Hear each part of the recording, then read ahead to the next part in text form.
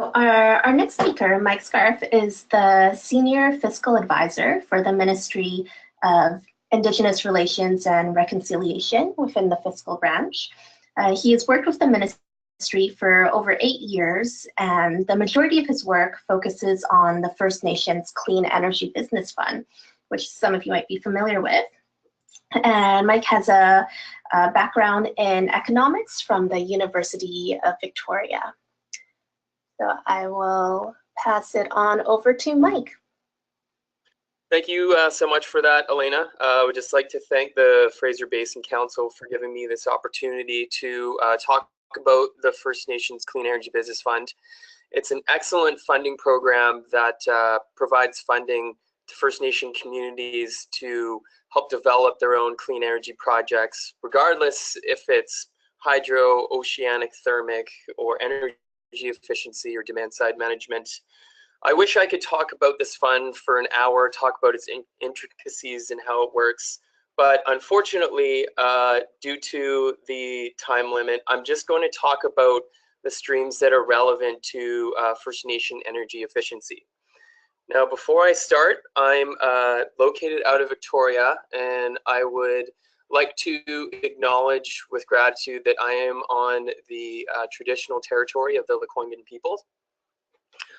So in saying that, I will just get right into it. So just for an overview, the Clean Energy Act was implemented on June 3rd, 2010, and Part 6 of the Clean Energy Act created the First Nations Clean Energy Business Fund program. And this program was created to facilitate increased First Nation participation in clean renewable energy projects. And this funding program is a little different compared to most funding programs, as most funding programs are usually only for 3 years. But because this program is legislated through the Clean Energy Act, as long as the Clean Energy Act is implemented, the First Nation Clean Energy Business Fund will be implemented as well. Now, our various streams of funding, our first stream is capacity funding, in which we provide up to a maximum amount of $50,000 per First Nation, which I'll touch on in a little bit.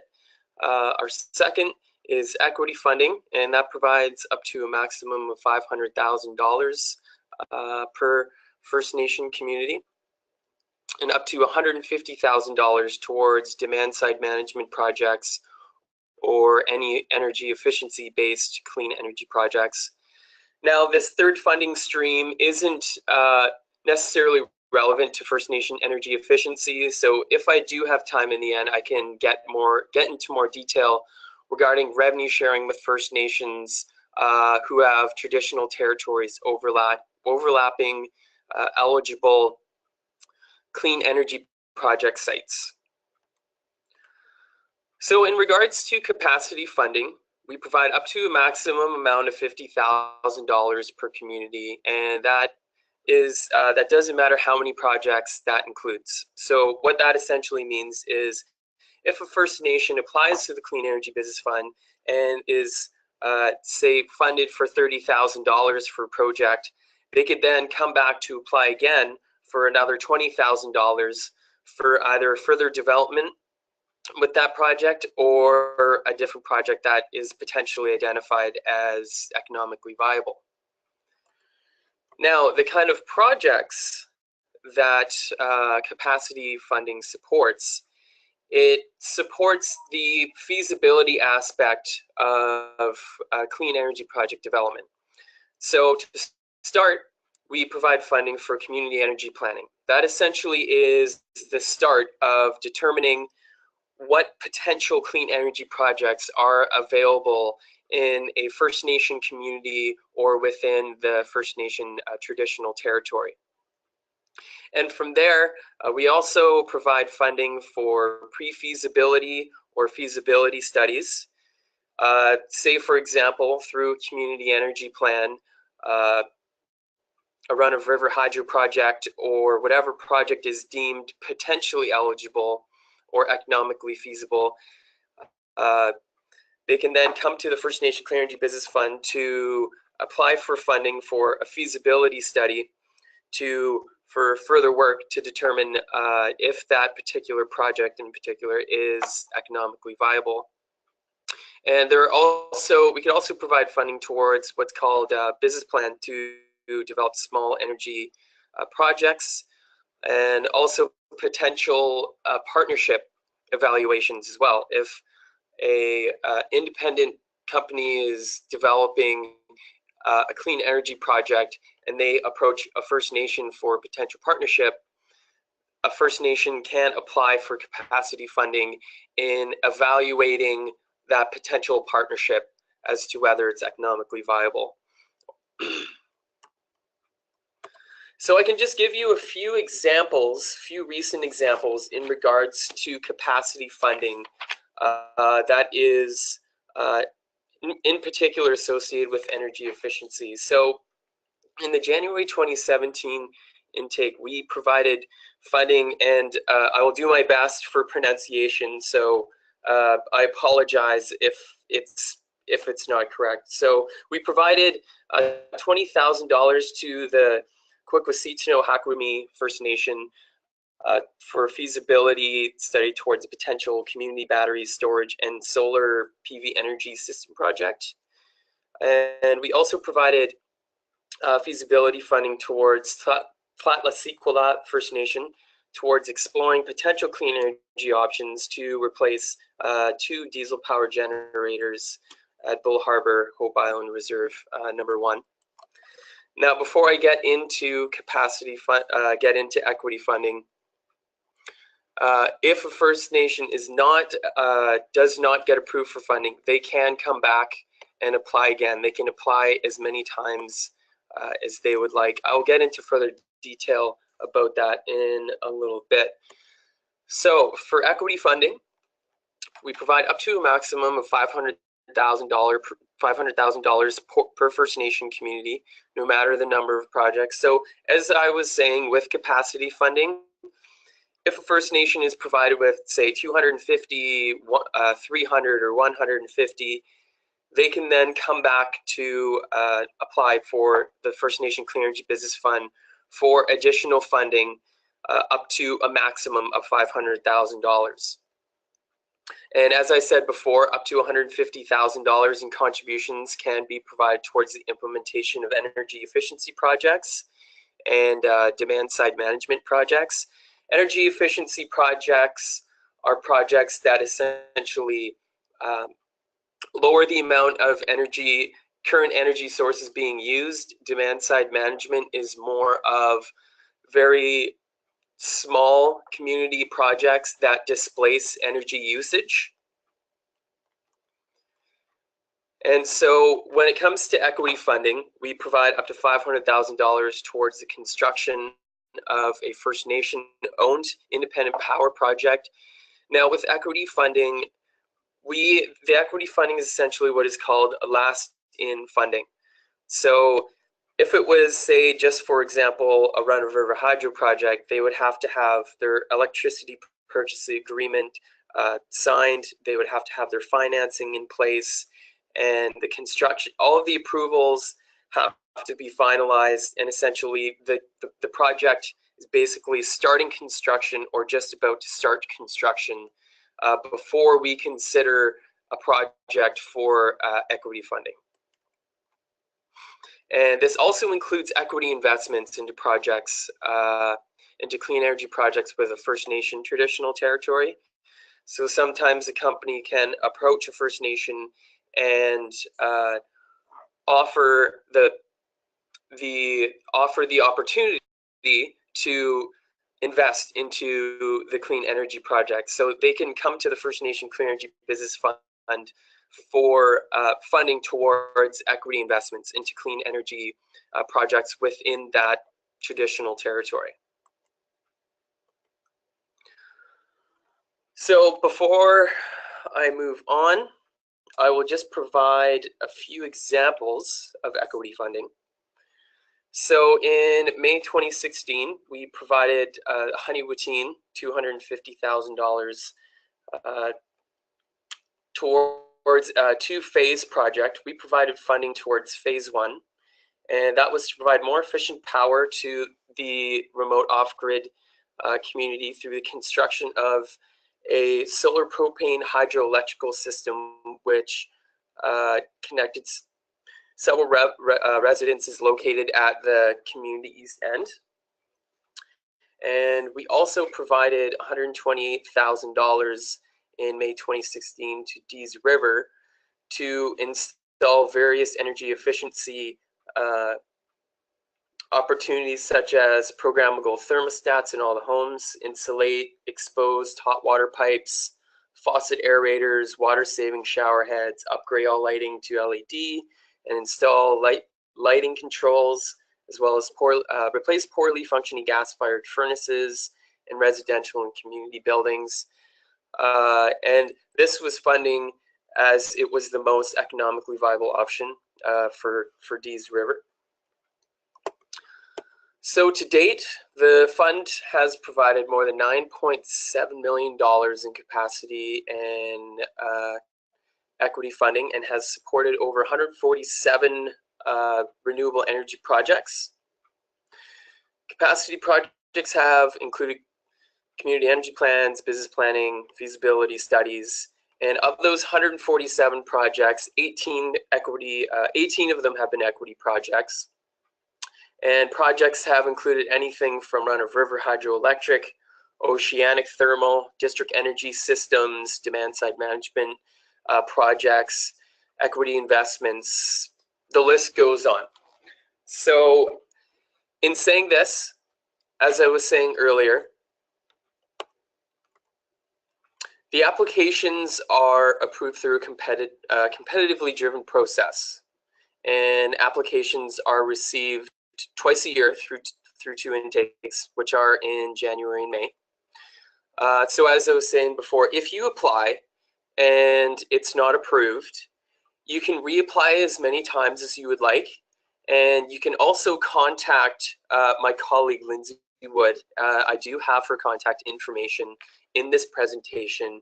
So if your application is not approved, you can then contact us and you can discuss your application, and you can ask for feedback regarding your application as to ways to improve it for the next intake.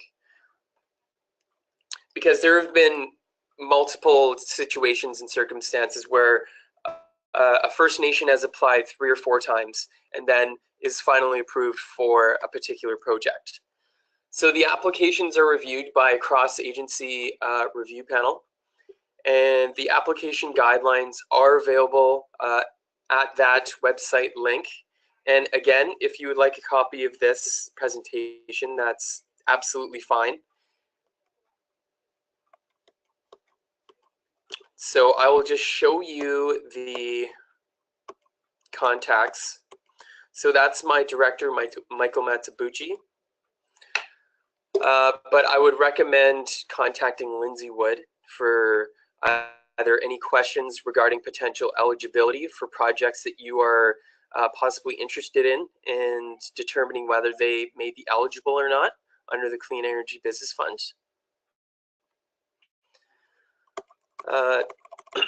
Now I can very quickly discuss revenue sharing. So the eligibility of a clean energy project is based on the criteria laid out in the Clean Energy Act and regulations. So for a clean energy project to be eligible under the Clean Energy Business Fund, they must receive their water licenses and land tenures. This is just in the case of a run-of-river project. Wind projects are also eligible. If they receive those post June 3rd, 2010, they are potentially eligible for revenue sharing. Now, if a First Nation has a traditional territory overlapping a eligible clean energy project, they are potentially eligible for revenue sharing. And these revenues are based on new net incremental revenues derived from new water rentals and land rents received by the province.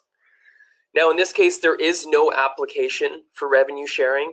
We would actually contact the First Nation and say, this clean energy project is considered eligible, and we've determined that your traditional territory is overlapping the project. And from there, we negotiate and discuss a revenue sharing agreement.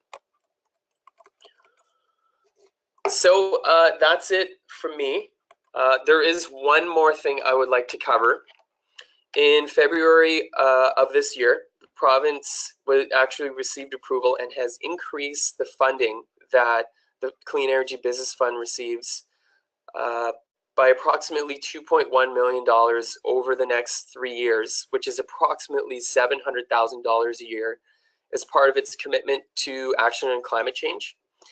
And this increase in funding is known as diesel displacement funding, and it's prioritized to help Aboriginal communities not connected to the BC hydro grid to end their reliance on diesel-powered generators.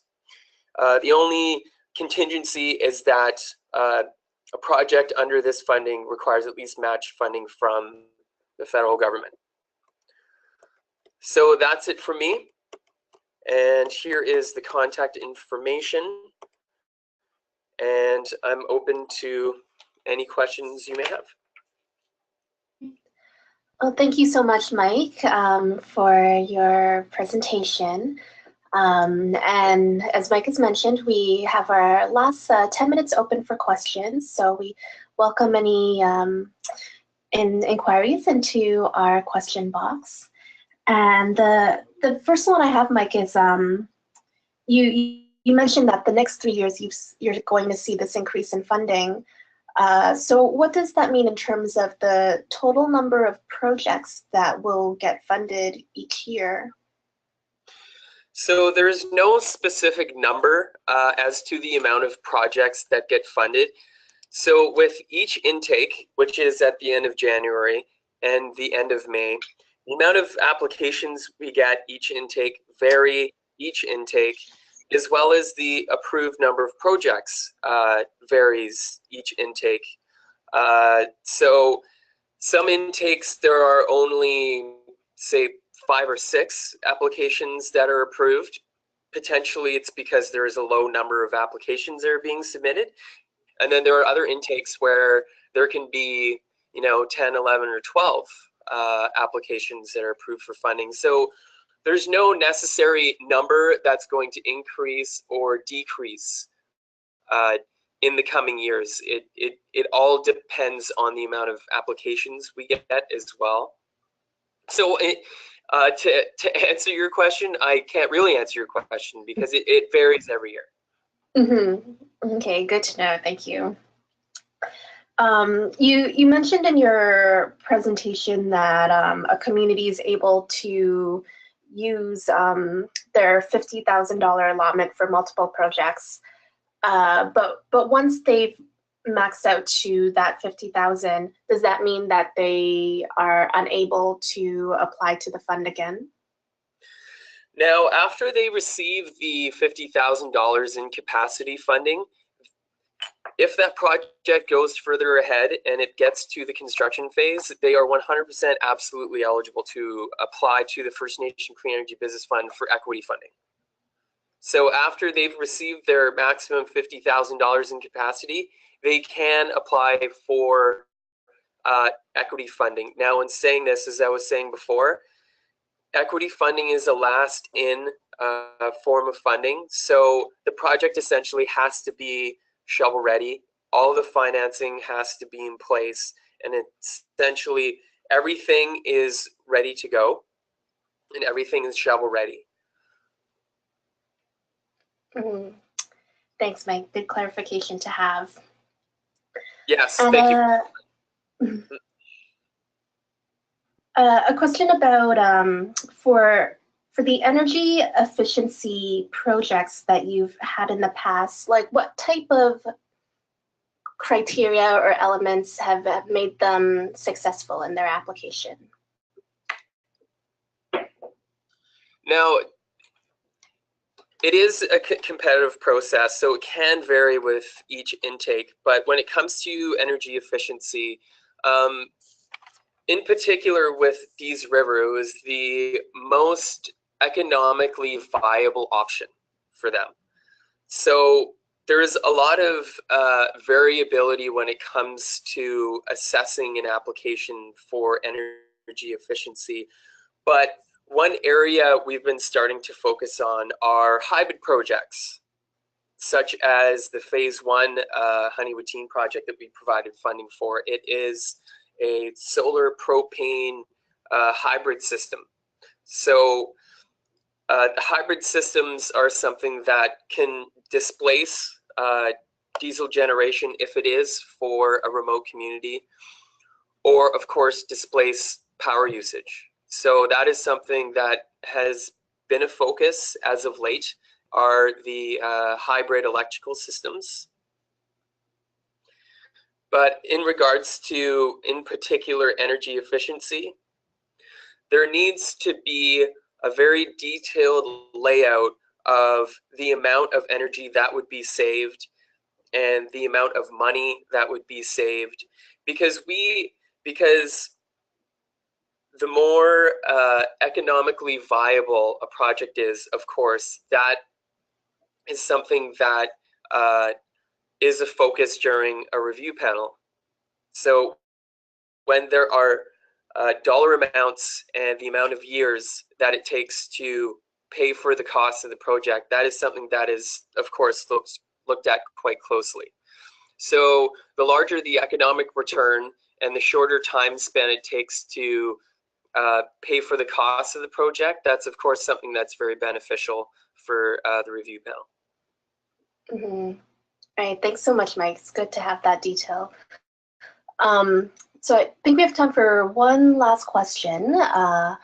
What types of energy efficiency projects are funded by, by the First Nations Clean Energy Business Fund versus renewable projects? So we're aware that some projects have been turned down or applications have been discouraged. Mm-hmm. Now, it's since the implementation of the Clean Energy Business Fund, there was a larger focus towards clean energy based projects. But in the last year or two, the Clean Energy Business Fund actually expanded its scope to include energy efficiency and demand side management. So this is a relatively new scope under the Clean Energy Business Fund. But as I said, each intake does vary, and energy efficiency applications completely depend on its economic return and whether it's the most economically viable option for the First Nation. Because of course, if there's a First Nation that applies that has a very high amount of economic viability with a different project, and they apply for energy efficiency that doesn't necessarily have a lot of economic return, that is something that would be potentially considered in regards to reviewing their application. All right, thank you, Mike. I hope that answers your question. Yeah. Yes, you did. You provided a lot of clarity and detail in your responses, so it's much appreciated. So at this time, we'd like to wrap up the webinar, and I'd like to say a huge thank you to all of our speakers today for their time and sharing all this information about your ongoing programs. I think it's been very useful to find out more and have an opportunity to ask some questions as well.